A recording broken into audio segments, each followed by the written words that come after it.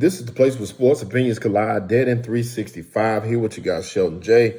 Coming to you today to talk to y'all a few minutes about the NFL draft first round.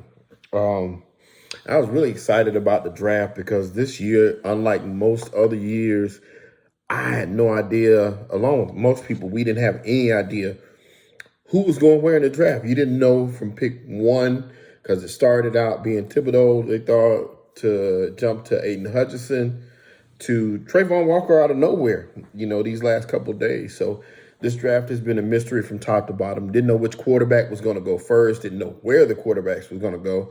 We just knew that we'd get a nice run of QBs early. Or so we thought.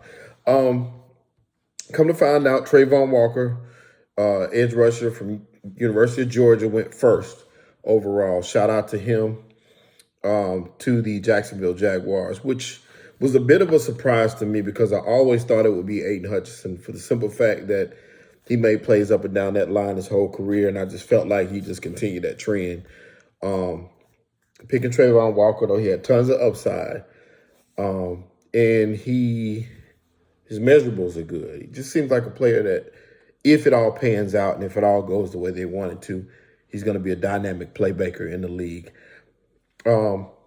However, some of the doubts about him, in my opinion, is, he had 2 years where he didn't do too much anything, but he had a boom year this past year. But his total career sack numbers kind of equal out to Aiden Hutchinson in 1 year, if that makes sense. So in saying that, you will see, and I really do hope he gets it together for their sake.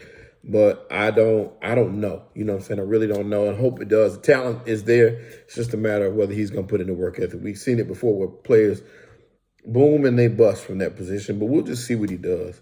We'll see what he does, and shout out to that man because he's a University of Georgia guy, so he's a Georgia guy. A couple notes from the draft. Georgia had 5 defenders, which is a record, selected in the first round. They did have the number 1 overall pick as well. I'll give you a couple tidbits as I go along. The winners of the draft for me was the New York Jets. And I say that because the Jets had 3 first-round picks. The first pick was Sauce Gardner, which was one of my favorite players in the draft coming out because he's a cornerback, lockdown corner. Ain't nothing coming on his side of the building. The Jets hadn't had a corner like that since Darrelle Revis, in my opinion, that could shut down the side and just completely put it down. He has the confidence, he has the swagger, he has the ability to change a game. So shout out to Sauce Gardner for going there. They also selected a receiver. I think with the 10th pick, it was Garrett Wilson from Ohio State. What's crazy is Garrett Wilson was probably and that's what I was going to say about Trayvon Walker. He wasn't even the best player on his team, I don't think, on defense. Garrett Wilson, I don't think he was the best receiver on his team. But he was once again, you're drafting for upside and what the potential and what you expect him to be. His measurables are good as far as his ability to catch the ball. He's small, and we don't know if he can stay healthy. So that's the thing. We just have to see what happens, but I still like the pick. I think he has some talent to that roster, and they need all the talent and help they can get. Chris Olave was selected right after him to New Orleans, the other receiver from Ohio State, which I thought was pretty cool. And then finally, the last pick that they made, the Jets, in the first round, they selected one of my favorite players in this whole draft, Jermaine Johnson II. I don't know if you remember, but he was on Last Chance U. That's where I kind of fell in love with his play style. He was a University of Georgia player that transferred out to Florida State, and he was unstoppable in the Senior Bowl workouts. He just is a monster. I think that he's going to have a great career. I like his confidence. I like the way he talks, he carries himself. I just think he's going to be a great player. So watch out for him. I thought that Dallas would pick him up. Thought that's what they really needed to do. However, they went with offensive tackle in Tyler Smith.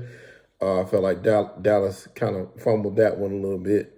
But, I mean, they needed help everywhere across the board. So nothing is a bad pick as far as they're concerned. A couple of other notables. The Falcons selected Drake London, wide receiver from USC. Falcons need wide receiver help. They lost Russell Gage. They lost Calvin Ridley. They lost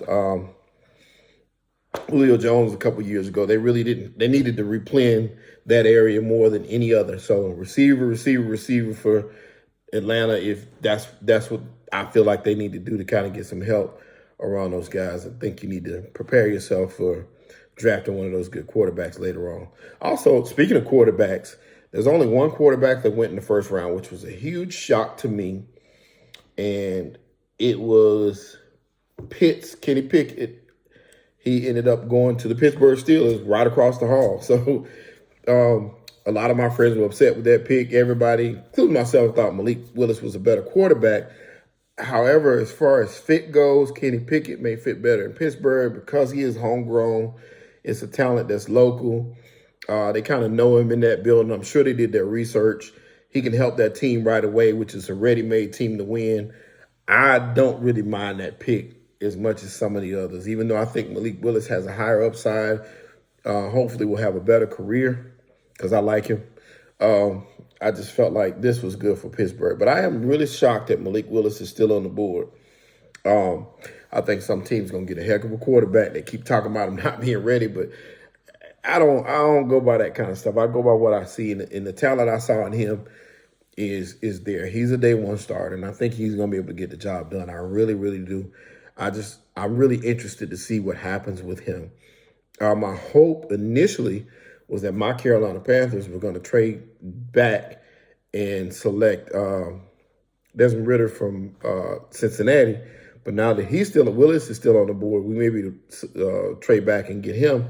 That way we got a quarterback to go with an offensive tackle that we picked up early on. So we'll see how this thing goes and how it plans out. We got some nice picks in this draft. We had a nice trade for the Eagles, my other team, man. I appreciate the fact that they picked up A.J. Brown from Tennessee. I think that was a pretty nice move. Just giving up, what they gave up a few draft picks to get him. But he's worth that, and he signed a $100 million 4-year extension. So in saying that, now Jalen Hurts has a viable number one option at receiver, which he was lacking. And I think he's going to prove a lot of people, including Q, wrong. So just watch out for Jalen Hurts. Man, keep your eyes open for some of these guys. Kansas City retooled. They had a good draft, too. I forgot about them. They got a defensive end, which they needed, and they got a cornerback to replace the corner that they lost. But other than that, man, the first round was pretty exciting. Like I said, nobody went where I had no idea where anybody was going to go.